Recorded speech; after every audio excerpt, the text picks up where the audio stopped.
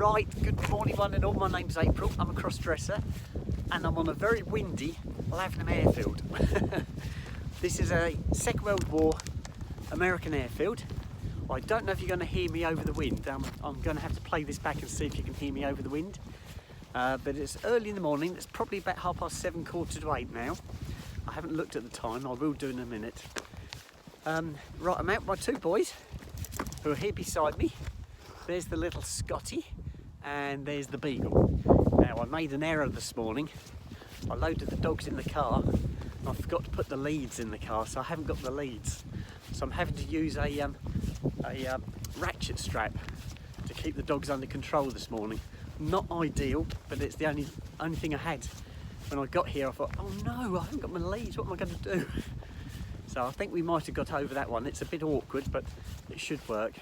It's only going to be a short walk this morning, guys, because I've got a house to view this morning at 10 o'clock. So I'm looking forward to that. I saw another house yesterday. What I've been doing, I've been trying to go through the estate agents to go and view properties. Now I sign up with the estate agents and book the viewing, and then you go and do your viewing.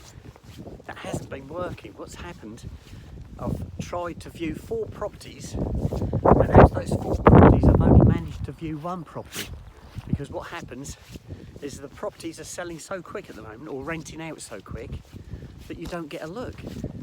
And so the estate agents keep phoning me up and saying, I'm sorry, but that property's gone. So I saw one property with the estate agents on Thursday, a nice property. I said, yes, I'm definitely interested. They said, okay, we'll get in touch with the landlord and we'll be back in touch with you. So I thought, okay, we'll see how this goes. I did explain that I've never done this before. So they explained how the system worked. There was lots of people viewing the same property.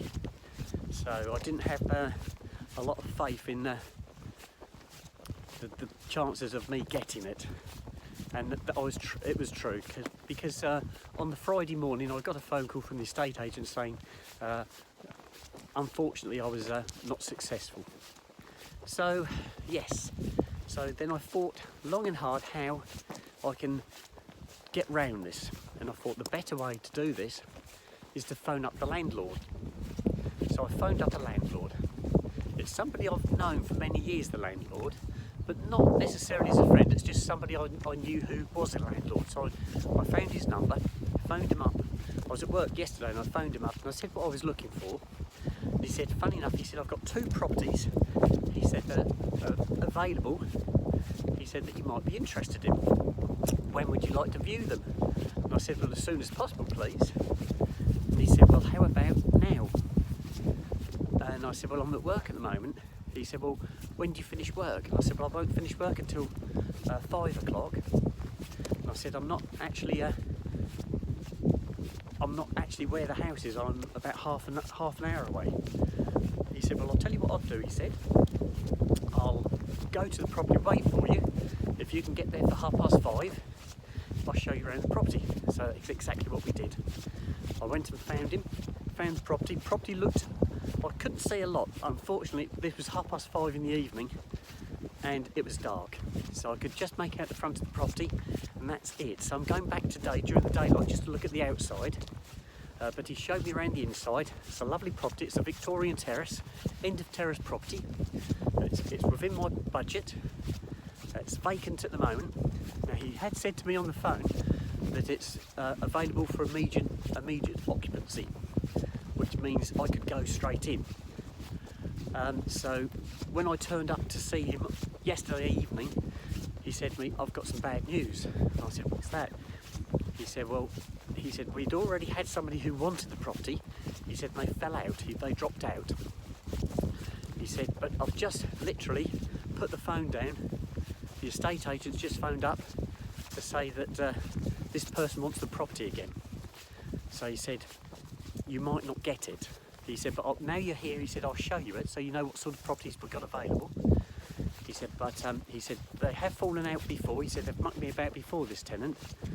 He said, so he said, it could still be yours. So I had a look around the property. It was a lovely property. I said, if it does become available, I'd really like it. But I've got a second viewing today at 10 o'clock same landlord, and it's a property in a market town. So the first one was in the village. This one I'm going to look at today is in the market town. It's not too far away, so it's within my radius, so that's perfect. So I'm going to go and view this one at 10 o'clock. This one's still got an occupant. There's still a tenant in this one, but they're going to move out mid to late March, which should be okay. I should be able to swing that because the wife said she's not expecting me to leave until at least the end of February, so I might be able to get the extra month. So we'll have to see how that one pans out, but I've got to go and view that one this morning. So yes, I'm going to sign out now, guys, and I shall speak to you later. Bye bye.